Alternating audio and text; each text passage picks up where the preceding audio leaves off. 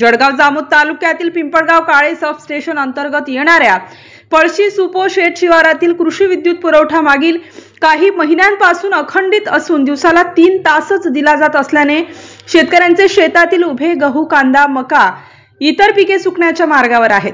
त्रस्त शेतकऱ्यांनी विद्युत पुरवठा सुरळीत व्हावा याकरिता महावितरण अधिकाऱ्यांना वारंवार तोंडी तसेच लेखी तक्रारी देऊन सुद्धा संबंधित अधिकाऱ्यांनी दखल न घेतल्याने दिनांक 10 फेब्रुवारी रोजी शेकडो शेतकऱ्यांनी जळगाव महावितरणला आमरण उपोषणाचा इशारा दिला होता। उपोषणाचा इशारा दिल्यानंतर सुद्धा अधिकाऱ्यांनी निवेदनाकडे दुर्लक्ष केल्याने अखेर संतप्त शेतकऱ्यांनी आज दिनांक 17 फेब्रुवारी महावितरण कार्यालयासमोरच आमरण उपोषणाला सुरुवात केली। प्रत्यक्ष उपोषणात सहभागी असलेल्या राजू काळके, सुपडा ठाकरे, बाबूराव सातव, राजू काकडे यांना पाठिंबा देत शेकडो शेतकऱ्यांनी ठिय्या आंदोलन केले। अखेरीस शेतकऱ्यांचा रोष पाहता उपोषण मंडपातील शेतकऱ्यांना वरिष्ठांनी भेट देऊन शेतकऱ्यांच्या मागण्यांची लेखी आश्वासनाने सांगता केली। MCN न्यूज मराठीकरिता संपादक राजीव वाढे, जळगाव।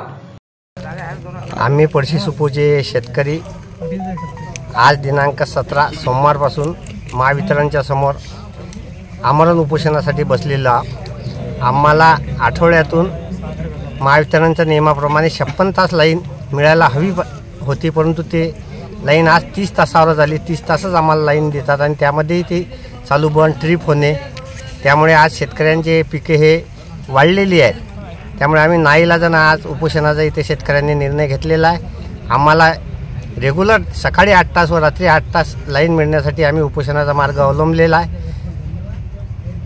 वरिष्ठ अधिकारी याची काय दखल घेतली? वरिष्ठ अधिकारी ते चर्चा त्यांची चालू आहे, परंतु ते त्या गोष्टीला काही त्यांची मान्यता नाही। ते म्हणतात आमच्याकडे लोड जास्ती असल्यामुळे आम्ही ती लाईन देऊ शकत नाही।